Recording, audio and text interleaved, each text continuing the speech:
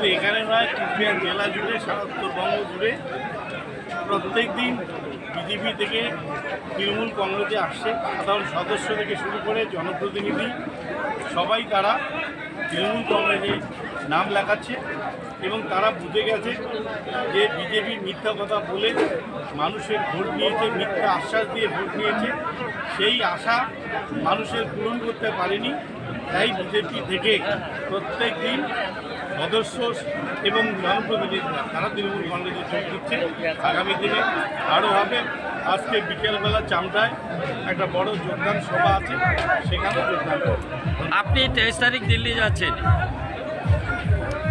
আপনি দিল্লিতে গিয়ে আপনার নিজস্ব ভাষায় আপনি বলেছিলেন আপনি একজন রাজবংশী মানুষ।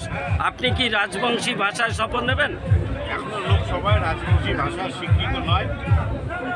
বাংলায় আমাকে শপথ নিতে হবে রাজবংশী ভাষায় নেওয়ার, যেহেতু স্বীকৃত ভাষা রাজবংশী এখনও হয়নি। ভারতবর্ষে 8ম তফসিলে অন্তর্ভুক্ত হয়নি, সেই জন্য আগে বাংলাদেশ শপথ নিতে হবে।